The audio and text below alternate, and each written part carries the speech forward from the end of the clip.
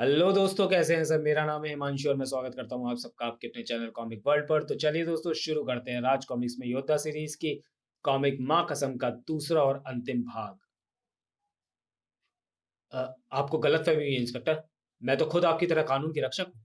ये डर तो मैं अपनी बहन की जान बचाने के लिए। सॉरी मैडम, जो कहना है अदालत में कहना।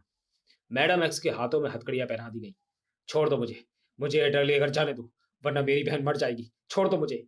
बहुत झटपटाई वह, लेकिन कानून के रखवालों ने उसकी एक न सुनी। उसे कुत्ते की तरह घसीट कर जीप में डाल दिया गया। छोड़ दो मुझे, छोड़ दो। जहां मैडम एक्स की चीखों ने यहाँ के वातावरण को गुजा रखा था, वहीं इस इमारत के कण कण को हिलाए दे रहे थे उस शख्स के हलक से उबलते ठहाके। तबाह कर डाला मैंने मैडम एक्स को। आज मैडम एक्स के जेल जाने के साथ ही मेरा बदला पूरा हो गया। बेचारी मैडम एक्स नहीं जानती कि मुझ जैसे राजनीति की शतरंज के खिलाड़ी से टकराने का यही अंजाम होता है। ठीक ऐसा ही एक ठहाका गूंज रहा था भूतकाल की दुनिया में, काल लोक के इस राजमहल में। अब गए योद्धा और नवेली, क्योंकि वे काल चक्रव्यूह तक पहुंच गए हैं, जहां भोर की पहली किरणों के साथ ही उन तक पहुंचेगा अद्भुत शक्ति धारक अग्नि खोपड़ा। अग्नि खोपड़ा काल चक्रव्यूह की तरफ बढ़ते तुम्हारे कदमों को रोकेगा। मेघ सकरजा योद्धा, हट जाइए आगे से। आप जैसा साधारण प्राणी हमारी राह का पत्थर नहीं बन सकता। अग्नि खोपड़ा को साधारण समझ रहे हो मूर्खो? देखो, अग्नि खोपड़ा साधारण नहीं बल्कि अद्भुत शक्तियों का स्वामी है।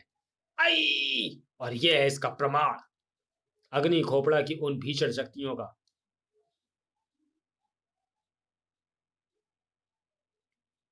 शिकार बनी हतप्रभ खड़ी नवेली, जबकि योद्धा, अच्छा हुआ आप कुछ शक्तियों के स्वामी हैं, अन्यथा हमें जीवन भर इस बात का दुख रहता कि हमारे ढकमानगन का शिकार एक साधारण प्राणी था। बहुत घातक है तुम्हारा यह अस्त्र ढकमानगन, लेकिन यह बात सिर्फ तुम्हारे शत्रु जानते हैं। आज ये बात तुम्हें स्वयं पता चलेगी, जब तुम्हारे ढकवानगन का वार तुम पर ही होगा। भाग! पल्लंकारी ढकवानगन के वार की तासीर का योद्धा को आज पहली बार अंदाजा हुआ था। चांद तारों की बारात नाच गई थी उसकी आंखों के आगे। अह, हमारे शत्रुओं पर ढकवानगन का वार इतना ताकतवर होता है, इस बात का हमें पता नहीं था। अपने आप को संभालने में प्रयत्नशील योद्धा को अग्नि खोपड़ा के वार ने संभलने ही नहीं दिया। आह! इस बार एक छलांग के साथ ही अग्नि खोपड़ा ने दबोच लिया योद्धा को। हा हा हा हा हा हा हा। अब जल जल कर मरेगा तू अग्नि खोपड़ा के हाथों। आह! योद्धा ने अपनी पूरी शक्ति लगाकर अग्नि खोपड़ा की पकड़ से छूटना चाहा, लेकिन हा हा हा, मुझसे छूटने की कोशिश मत कर योद्धा। अग्नि खोपड़ा के हाथों से तू राख हुए बिना नहीं छूटने वाला, और मेरी अद्भुत शक्ति के आगे तुझे राख होने में लगने हैं सिर्फ कुछ ही पल। हा हा हा हा हा। इसकी जलती खोपड़ी के कारण हमारा शरीर बुरी तरह जलना आरंभ हो गया है। कुछ ही क्षणों में हम सचमुच राख हो जाएंगे। इनकी खोपड़ी की आग बुझाने का हमारे पास कोई साधन नहीं। एक क्षण, शायद हमारे पास एक साधन है, और वो है हमारे तीरों वाला ये तरकश, जिसके अंदर अगर इसका खोपड़ा फंस जाए तो उसके जलते खोपड़े की सारी अग्नि ठंडी हो जाएगी, क्योंकि इस तरह अग्नि के जलने के लिए शुद्ध वायु मिलेगी नहीं। योद्धा ने जो सोचा था वही हुआ। अब स्थिति का लाभ उठाने से योद्धा भला कब चूकने वाला था, और अब चूकने वाला था अपना ढकमान गन उठाकर, और कब चूकने वाला था अपना ढकमान उठाकर वह वार करने से। भाग! धाक! ठाक! उसको पूरी तरह धरती में घुसेड़ कर ही रुका योद्धा। तरकश चले जाने के बाद अब अपने बाड़ों को हमें अपनी पेटी में खोस कर काम चलाना होगा। नवेली अभी भी पहले की तरह एक तरफ खड़ी आंखें फाड़े योद्धा को देख रही थी, और इस बात ने योद्धा के दिलो दिमाग में खलबली मचा दी थी। इन देवी जी का व्यवहार समझ में नहीं आया।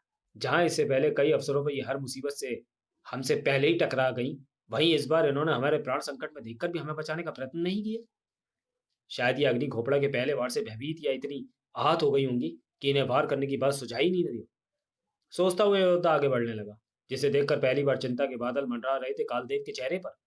योद्धा ने मेरी हर शक्ति को मात देकर यह सिद्ध कर दिया कि उसे काल चक्रव्यूह में पहुंचने से कोई नहीं रोक सकता। लेकिन इसका तात्पर्य यह नहीं कि मैं अपनी पराजय स्वीकार कर बैठ जाऊं। पराजय मुझे नहीं बल्कि उसे स्वीकार करनी होगी, क्योंकि अब जो शक्ति उसके सामने पहुंचेगी उसका सामना ब्रह्मांड की कोई शक्ति नहीं कर सकती, सातवें आसमान के कालदेव की दी हुई शक्ति। लेकिन उसका प्रयोग अब मैं रास्ते में नहीं बल्कि वहां करूंगा जहां योद्धा अपनी जननी के सामने होगा। योद्धा जो नवेली के साथ पहुंच चुका था ठीक काल चक्रव्यूह के सामने। यह ऊंचा पर्वत कहलाता है काल चक्रव्यूह, जिसके शीर्ष पर स्थित है वह काल महल जिसमें आपकी माता श्री देवी आराण्या बंदी है।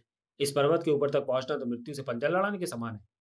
हाँ, आपने सत्य कहा देवी, लेकिन हम इस बात से डरकर पीछे नहीं हटेंगे। अपनी माता श्री के लिए हम मृत्यु से पंजा लड़ाएंगे, और न सिर्फ लड़ाएंगे बल्कि उसे तोड़ भी डालेंगे। हमें अपनी माँ की सौगंध। मौत से पंजा लड़ाने अकेला ही निकल पड़ा वह शक्तिमान। ज्यादा समय न लगा उसे ऊपर पहुंचने में, लेकिन ऊपर पहुंचने का मतलब ये नहीं था कि वह अपनी मंजिल पर पहुंच गया था, क्योंकि चक्रव्यूह रक्षक तेरी आत्मा को भी यहां से वापस नहीं जाने देंगे।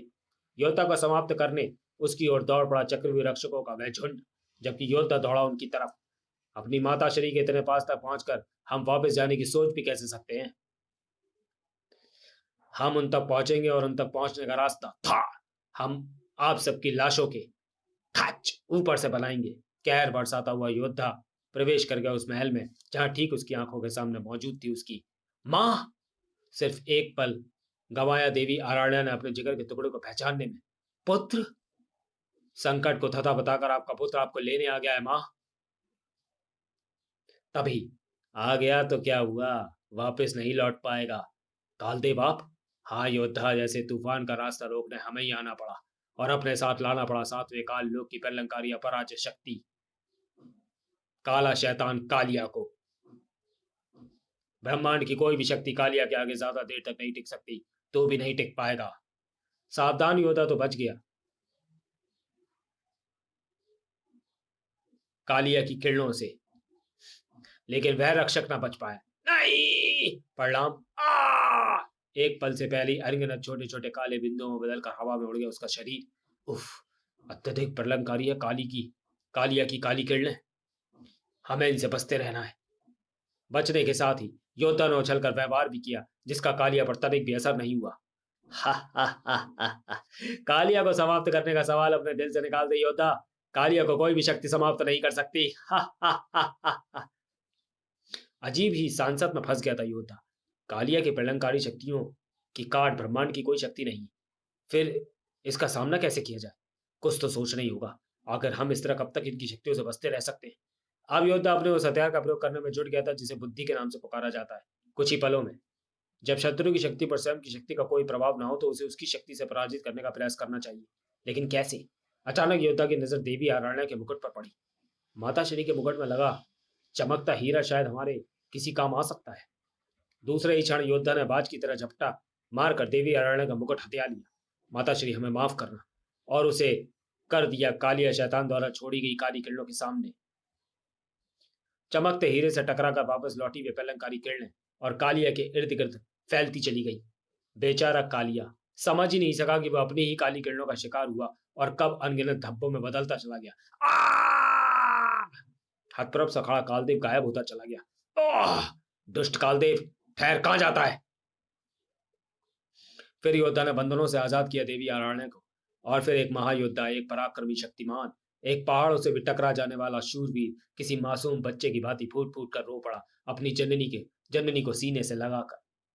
मां, पुत्र, समाप्त। तो चलिए दोस्तों, वीडियो को यही समाप्त करते हैं और मिलते हैं राज कॉमिक्स में योद्धा सीरीज की अगली कॉमिक्स योद्धा की चीख में। तब तक के लिए धन्यवाद।